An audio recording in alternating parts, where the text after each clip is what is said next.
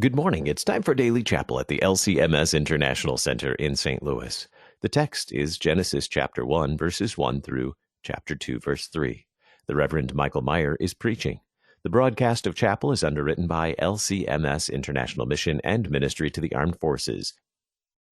Our reading this morning is from the book of Genesis, chapters 1 and 2. In the beginning, God created the heavens and the earth. The earth was without form and void, and darkness was over the face of the deep, and the Spirit of God was hovering over the face of the waters. And God said, "Let there be light," and there was light. And God saw that the light was good, and God separated the light from the darkness. God called the light day, and the darkness he called night. And there was evening, and there was morning the first day. And God said, "Let there be an expanse in the midst of the waters, and let it separate the waters from the waters." And God made the expanse and separated the waters that were under the expanse from the waters that were above the expanse. And it was so. And God called the expanse heaven. And there was evening, and there was morning the second day. And God said, "Let the waters under the heavens be gathered together into one place, and let the dry land appear." And it was so. God called the dry land earth, and the waters that were gathered together he called seas. And God saw that it was good.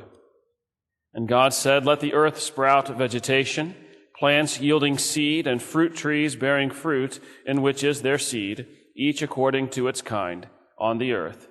And it was so. The earth brought forth vegetation, plants yielding seed according to their own kinds, and trees bearing fruit, in which is their seed, each according to its kind. And God saw that it was good. And there was evening, and there was morning the third day.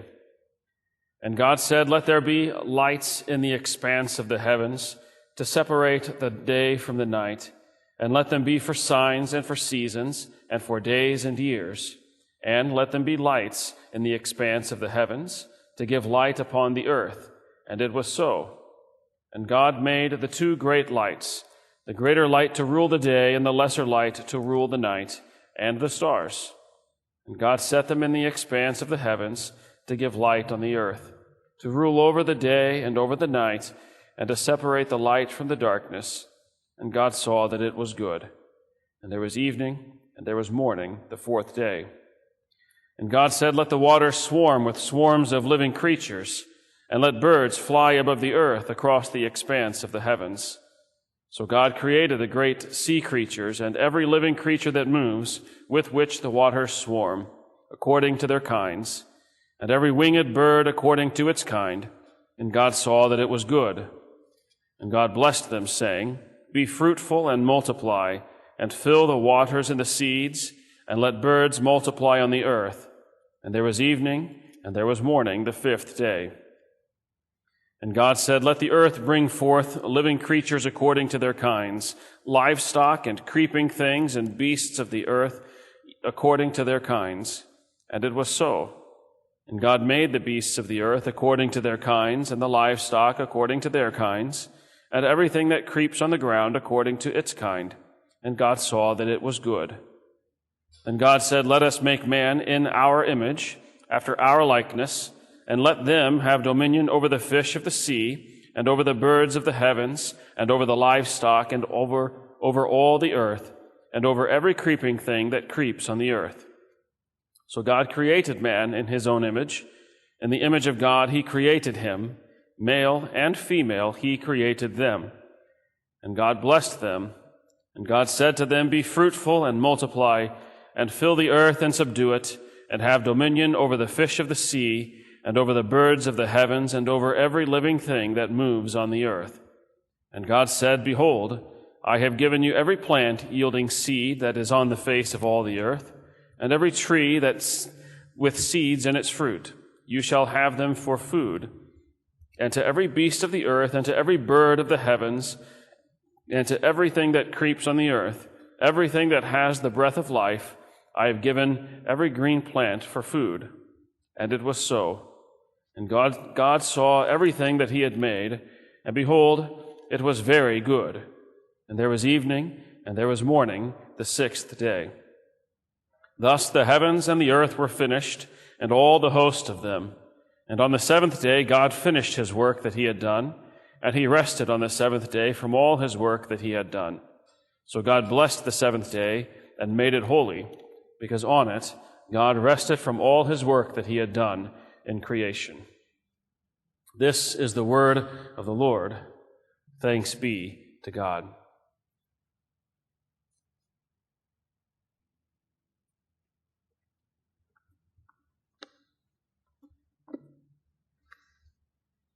In the name of the Father, and of the Son, and of the Holy Spirit, Amen. Sticks and stones may break my bones, but words will never hurt me. This is a lie that parents tell their children. We know it well, and we mean well when we say it, encouraging our young ones to ignore the taunts of others and not to be discouraged if someone makes fun of them. But it's still a lie. Spoken by friend or foe, words have the power to hurt. They have the power to destroy and tear down. And of course, words can do good things too. Proverbs teaches us that a word fitly spoken is like apples of gold in a setting of silver. But far too often, our words are the opposite. You don't have to look any further than the political discourse of 2020. And it's easy to blame the inhumanity of social media, that we say and write things because the people on the other side of the screen seem so distant. They seem not even real. But social media isn't the cause. In reality, it only reflects how far our culture has descended into divisiveness, into backbiting. The things that we would never have dreamed of hearing someone say out loud years ago are now publicly screamed in the face of our neighbors and posted for all the world to see. Add to this the empty promises of politicians, and you're left with words that at best are good for nothing, and at worst incites violence and hatred. In the reading this morning, we hear of a far different word, a creative, a wonderful, powerful word that does exactly what it says. God says, "Let there be light." And there was light. Boom! No hemming and hawing. It's living and active, and it does not return void without accomplishing that for which it was sent. And it is good. Light to drive out the darkness, dry ground to bear fruit and spring forth with vegetation, waters to swarm with living creatures, beasts of the field and birds of the air, all created at the sound of his voice. And it was good. And then the pinnacle of creation, mankind, male and female, in the image and likeness of God himself, is given dominion over all that was created. And it was very good. And yet we did not think it so. Our rebellious will had other plans. In prideful spite, we seized the wondrous gift of liberty, thinking equality with God was something to be grasped. In foolishness, we sold our birthright and chose death, giving death dominion over all that was supposed to be ours, including ourselves. There is no greater irony in all of history. And then wonder of wonders. The same word that created all things in just 6 days became flesh and dwelt among us, spending 9 months in Mary's womb. For 33 years he walked this very hall of death and breathed our poisoned air and drank for us the dark despair that strangled our reluctant breath. In the fullness of time, the Word came to recreate that which had fallen, to make again a beloved, faithful and true, by giving up of himself and sacrificing everything. This is the word that now goes forth into all the world on the lips of those called to preach and teach. In the midst of an unclean and fallen world, the word brings life as the church again brings good news to men. The same creative word that called forth everything from nothing is spoken over and over in virtually every language. Not, let there be light, but it is similar. I baptize you in the name of the Father and of the Son and of the Holy Spirit. And that word does not return void, but accomplishes that for which it was sent. And it is good. The word speaks again. I forgive you all your sins.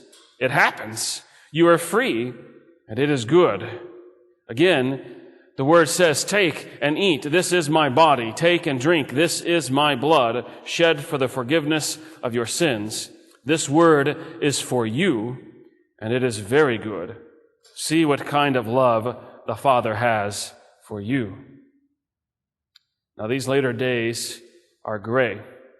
Over half of all Americans say that today will be the most stressful day of their entire life. Nearly 80% fear some kind of widespread violence as a result of the election today. But don't let fear rule the day.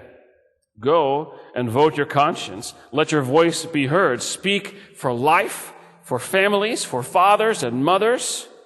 But at the end of the day, know that you should not put your trust in whoever is ultimately declared the winner. God will work his will for chastisement and for blessing. It is not for us to know which one will come to us tomorrow. Indeed, both may be worked at the same time. Simply know that the days grow shorter, and that final day grows ever closer, when all that we see around us will wither and fade, when Christ will return to judge the living and the dead, and a new heaven and a new earth will be established forever and ever. So do not be afraid. Turn off the news tonight at a reasonable hour, and then sleep well and be at peace in Christ. He is good, and his mercy endures forever. Amen. In the name of the Father, and of the Son, and of the Holy Spirit. Amen. Thank you for joining us for chapel. Today we pray for the Reverend James and Peggy Krikava, who serve the Lord in the Czech Republic. The broadcast of chapel is underwritten by LCMS International Mission and Ministry to the Armed Forces. To learn more about LCMS International Mission and Ministry to the Armed Forces, visit kfuo.org/chapel.